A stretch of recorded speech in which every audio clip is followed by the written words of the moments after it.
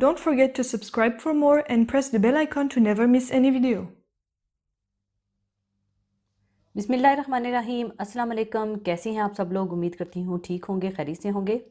आज मैं आपको बनाना सिखाऊंगी रोगनी नान। तो इन्हें बनाने के लिए मैं ले रही हूँ मैदा आधा kilo, dry milk powder 3 tablespoon, पिघला हुआ मक्खन या देसी घी ले लीजिएगा 4 टेबलस्पून, दही 4 टेबलस्पून, मीठा सोडा 1 टीस्पून, नमक 1 टीस्पून, खमीर 1 टेबलस्पून और नान के ऊपर लगाने के लिए थोड़े तिल ले लीजिएगा।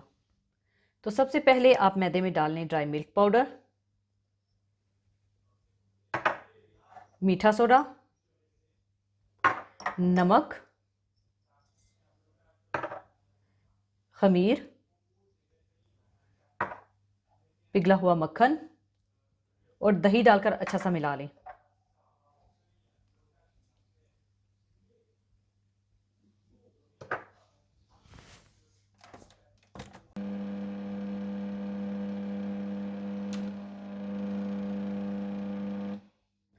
अच्छी तरह मिलाने के बाद नीम गर्म पानी के साथ इसका सॉफ्ट सा आटा गूंद लीजिएगा। मैं मशीन का इस्तेमाल कर रही हूँ, आप इसे बगैर मशीन के आम आटे की तरह गूंद सकते हैं।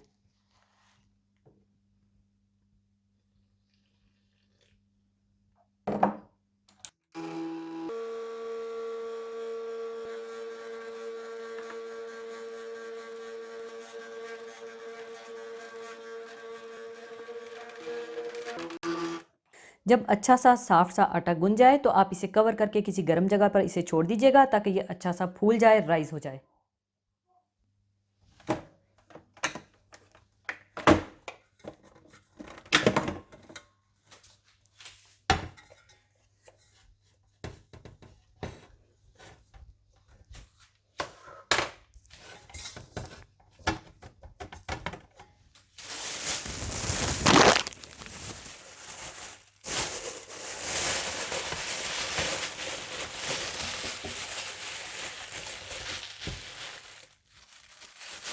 जब ये अच्छा सा राइस हो जाए तो इसके पेड़े बनाकर बेल लीजिएगा।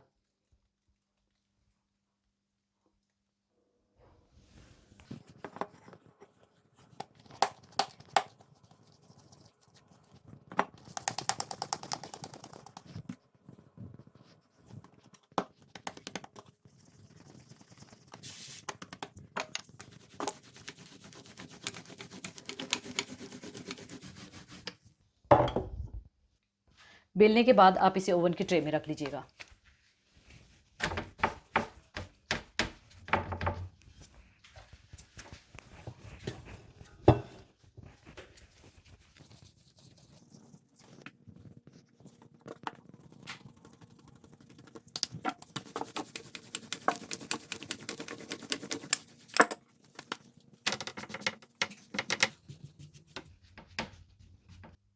और ऊपर आप पानी का हाथ लगाकर तिल छिड़क दीजिएगा।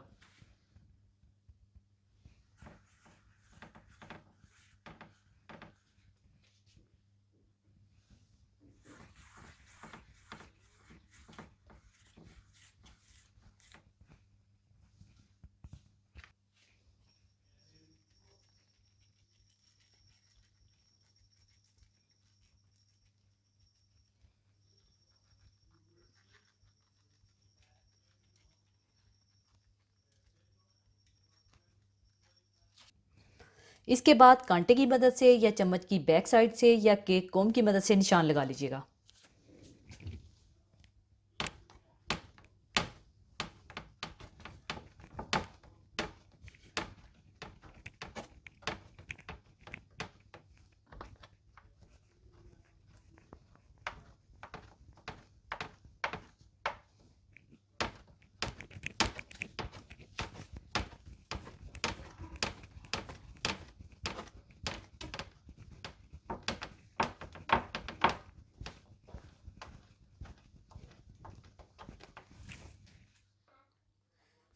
और अब आप इसे दोबारा से राइस होने के लिए कवर करके रख दीजिएगा 20 से 25 मिनट के लिए, ताकि ये दोबारा से फूल जाए।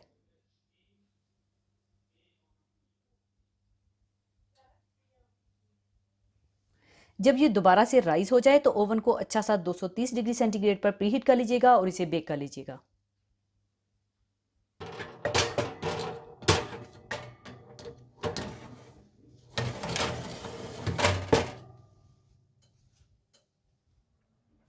और अगर ये फूल जाए तो प्रेस करके इसकी हवा निकाल दीजिएगा।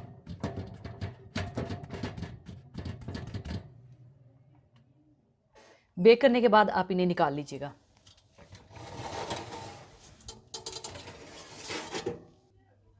ओवन से निकालने के बाद आप इन्हें पानी के साथ स्प्रे कर दीजिएगा या ऊपर थोड़ा पानी लगा दीजिएगा, जिससे ये बड़े ज़बरदस्त से नरम हो जाएंगे।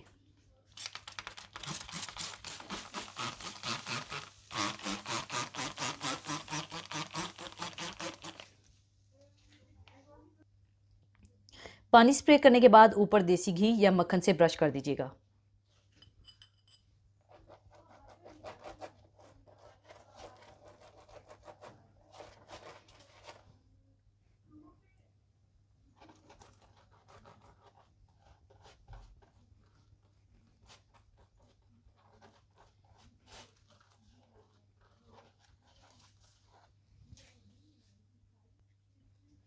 और इसी तरह से आप सारे नान तैयार कर लीजिएगा।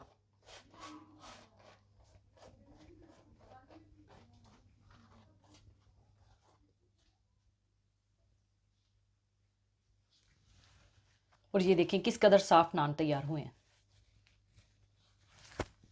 लीजिए, बड़े ज़बरदस्त रोगनी नान तैयार हैं। ज़रूर ट्राई कीजिएगा और मुझे बताइएगा कि कैसे बने, और मुझे अपनी दुआ में याद रखिएगा। अपना ख्याल रखिएगा। और जाने से पहले एक हदीस पाक शेयर करना चाहूँगी। हदीस पाक इस तरह से है, आप सल्लल्लाहु अलैहि वसल्लम ने फरमाया, जब तुम किसी सरजमीन में वबा के मुतल्लिक सुनो तो वहाँ ना जाओ, और जब ऐसी जगह वबा आ जाए जहाँ तुम खुद मौजूद हो तो वहाँ से मत निकलो। रावी ने बयान किया कि इस पर उमर रजी अल्लाह ताला अन्हो ने अल्लाह ताला की हम्द की और फिर वापस हो गए। यानी हजूर सल्लल्लाहु अलैहि वसल्लम ने फरमाया कि अगर तुम किसी वबा से मर गए तो तुम शहीद की मौत मरोगे। यानी हजूर सल्लल्लाहु अलैहि वसल्लम ने फरमाया, अगर तुम्हें कोई वबा हो तो तुम जिस जगह पर मौजूद हो हरगिज़ वो जगह छोड़कर दूसरी जगह ना जाओ, क्योंकि तुम इस वबा को दूसरी जगह भी फैला दोगे। तो अगर तुम इस वबा से उसी जगह पर रहो और अगर तुम मर गए तो तुम एक शहीद की मौत मरोगे। तो आप एहतियात ज़रूर करें, लोगों से हाथ मिलाने और गले मिलने और करीब जाने से परहेज़ करें। ख़ासकर बुज़ुर्गों के करीब मत जाएं, क्योंकि इनका इम्यून सिस्टम कमज़ोर होता है। उनके लिए इस बीमारी से लड़ना मुश्किल होता है।